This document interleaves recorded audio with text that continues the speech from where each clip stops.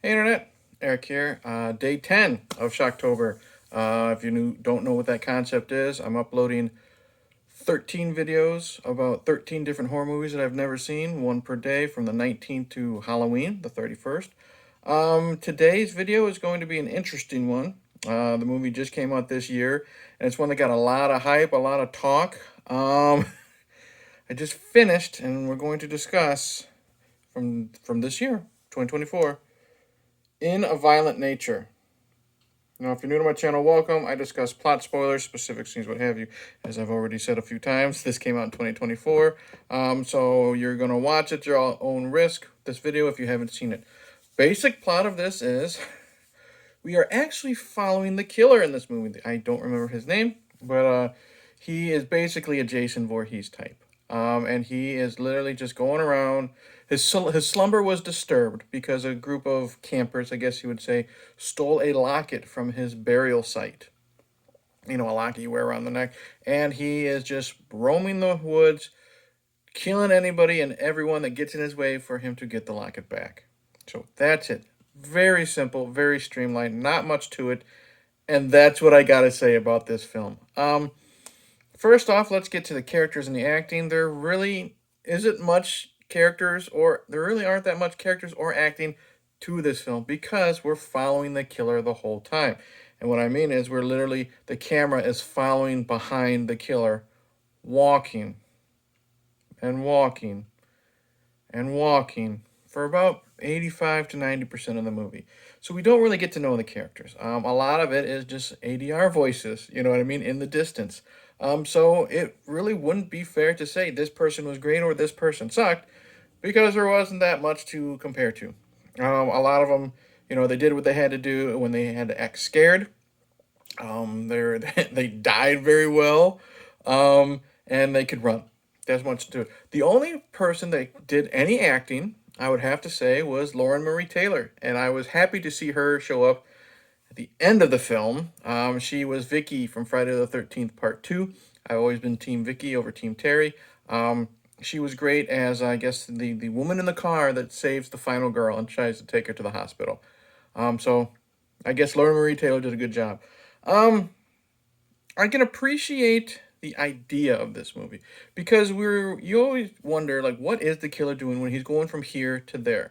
Like, we've seen it in, what was it? Was it Halloween Kills?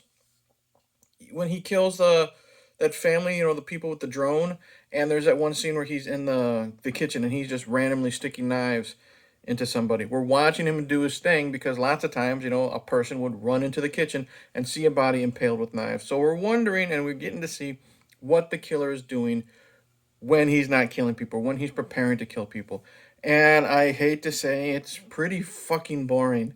Um, a lot of this movie is literally just following the killer, slowly walking like a Frankenstein monster through the woods, like this. That's it. He's walking through the woods. He turns left. He turns right.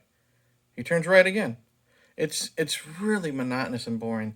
The kills are very brutal. I will say that. We have someone sliced in half through the mouth. We have someone impaled with a hook, and then they have their head hooked and pulled through that hole. Um, we have people cut in half, all sorts of gooey stuff, and the practical effects are really, really good. I will say that. The problem is a lot of it has to do with it being fucking boring again. There's a scene where this killer, he kills somebody and he's dragging the body. He kills like the forest ranger or something, and he drags the body to this area that has it's like a logging area, and it's a machine that they use to cut wood, and he slowly, very fucking slowly, takes the body, puts the arm on the machine so we get to see the arm get sliced off.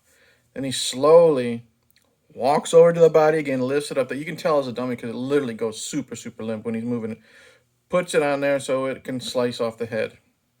It takes the effectiveness away for me because of how fucking slow this guy walks.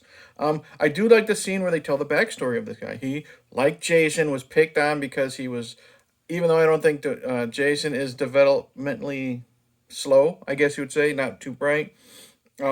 they took, he was picked on because he was different, and he was picked on by a lot of the, I guess you would say, local fire department there because what was it? The killer's dad, when this takes place when the killer was a kid, the killer's dad like sold things to the fire department, and it was supply and demand, so he jacked up the prices. It made the fire department mad.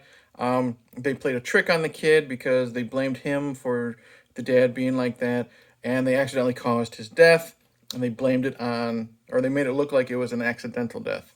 So I liked learning that backstory. I'm always a sucker for a good revenge tale when it's somebody in the woods type of thing. When he doesn't have the mask on, he looks good. He looks very rotten. Skeleton. Rot from the gum line. The lips are gone. The dead eyes. I love that. I love the scene where he's still very childlike when he finds a pair of car keys and there's a truck on it. He's playing with the truck. You know what I mean, in his hands. But again, it's just a long scene of him just playing with the truck like he was a kid. When he wears the mask, I can't take this motherfucker seriously because it's an old-timey fireman's helmet, I guess you would say. And he looks like this. I cannot take him seriously because first, you got the things covering the eyes. So I'm not going to lie. At first, I was laughing because he made me think of like Baxter Stockman from the Ninja Turtles cartoon when he turns into the fly. But then when I noticed you got this little hook thing for where his nose is, and then I was thinking, okay, he looks more like a fucking mosquito, so I can't take him seriously. Don't give this guy a mask. Make him look like how he looked to begin with, without it. And it made him very less intimidating. I get they wanted to give him a mask because mask killer in the woods. Again, it's Jason. The guy even had the outfit basically that Derek Mears wore in the 2009 Friday the 13th movie. The ending sucked. After Lauren Marie Taylor saves the final girl, she tells this story that went nowhere, in my opinion, about her brother and how a bear attacked her brother and the bear just eventually left him alone. And I know that's kind of like, hey, now she's the final girl's safe. The killer is going to leave her alone because, she's not a threat, blah, blah, blah, and then it just ends.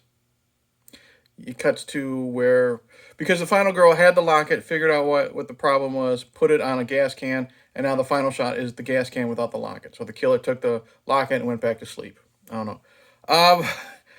I'm not going to lie. I didn't like this movie. First off, like I said, hate the look of the killer. He looks goofy as fuck. I was very, very, very bored because a lot of it was just following him, walking slowly through the woods, back and forth, crunching the leaves, crunching the twigs. I lost interest so much watching this movie. I thought it was going to pick up because there were times when he kind of picked up his pace and things were really going to get into it. And no, it's just slow and plodding, just like this guy in the woods. Didn't really care for the movie. Was really, really bored. It's gore for gore's sake in most of the parts, but kind of like, unlike the Terrifier films, they try to keep it interested with the killer having a personality, and this guy has zero personality. Didn't like it at all. Don't recommend In a Violent Nature. I don't get why people are loving it, but hey, more power to them. That's it. Again, this is kind of like my review of Zombie. There isn't much to it, so there isn't much to this review. I do feel like I wasted my time watching In a Violent Nature, so good luck if you decide to try to watch it as well. So that's it. Like and subscribe. Click the bell. Comment below. Tell me, did you like this film? Why?